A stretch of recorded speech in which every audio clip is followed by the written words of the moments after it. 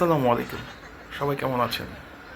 আপনারা তো জানেন কিছুদিন আগে বাগদার মাঠ, হিদিয়ার মাঠ যে টুর্নামেন্টগুলো আয়োজন করা হয়েছিল সেগুলো সফলভাবেই সম্পন্ন হয়েছে। এই মাঠগুলোতে অনেক নামকরা নামি দামি সার অংশগ্রহণ করেছিল, যারা আসলে তাদের নামের প্রতি সুবিচার করতে পারেনি।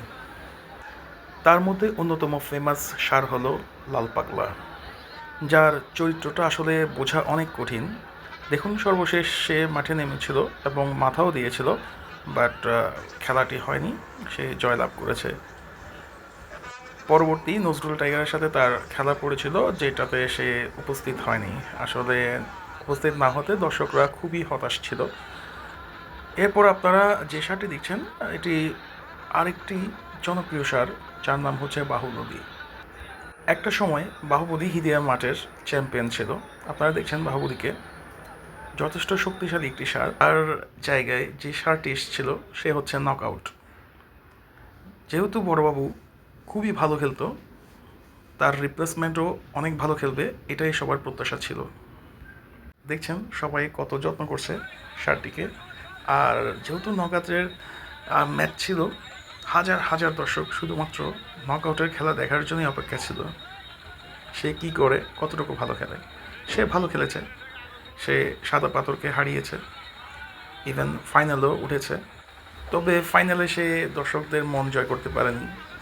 তার কাছে প্রত্যাশাই ছিল যে সে টুর্নামেন্টটা জয়ী হবে, কারণ সে অনেক হাই প্রোফাইল একটি সার। বাট ফাইনালে সে আন্ডারটেকারের কাছে হেরে যায়, যেটা খুবই দৃষ্টিকটু মনে হয়েছে, কারণ দর্শকরা অনেক প্রত্যাশা করেছিল তার কাছ থেকে। আর এরপর আপনারা আরেকটি সার দেখবেন, যেটা হচ্ছে কালো তুফান।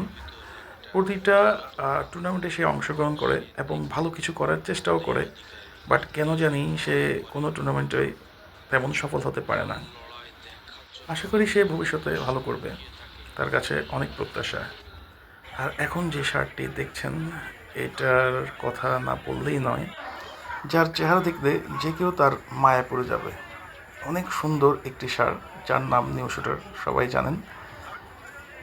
তার কাছে শুধু প্রত্যাশা সে সুন্দর বলে নয়, সে যখন মাঠে নামে তার খেলাটা আসলে অন্য লেভেলের হয়। আমি এখনও পর্যন্ত দেখি নাই নিউ শুটার হারার পর দৌড়ে পালিয়েছে। সে হারার পরও মাঠে স্থির থাকে।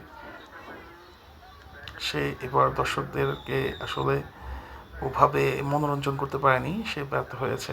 আশা করি সে ভবিষ্যতে অনেক ভালো করবে। জনি ফারাজের ভাইয়ের একটি সারের সাথে তার খেলা অনুষ্ঠিত হয়, বাট জনি ফারাজের ভাইয়ের সারটি তার সাথে খেলেনি, সে জয়লাভ করে। বাট এই ধরনের জয় দর্শকরা দেখতে পছন্দ করে না। তারা চায় তাদের নিউ শুটার সেই আগের মতো গর্জন করে তাপিয়ে বেড়াবে মাঠ। যাই হোক, সে ভবিষ্যতে ভালো করবে, এটাই প্রত্যাশা। আর এখন দেখছেন আপনার দয়ালকে, সে লাল বারুদের সাথে ভালো পারফরমেন্স করতে পারেনি, যা দর্শকদের আসলে খুবই হতাশ করেছে। কারণ আপনারা জানেন ইবাদ ভাই আর দয়াল, তাদের খেলা দেখতে দর্শক যথেষ্ট পছন্দ করে। ইবাদ ভাই এবং তার দয়াল দুটোই দর্শকদের হতাশ করেছে। এরপর আরেকটি আলোচিত বলেন, সমালোচিত বলেন সার, যার নাম হচ্ছে শান্তখনি। সিলেটের মাঠ কাঁপানোর পর খুলনার মাঠ কাঁপিয়ে বেড়াচ্ছিল শান্তখনি। সবার প্রত্যাশা ছিল সে এবার ভালো কিছু করবে, যেহেতু বড়বাবু আন্দোলন নাই। তার প্রত্যাশার পারদ খুবই হাই ছিল।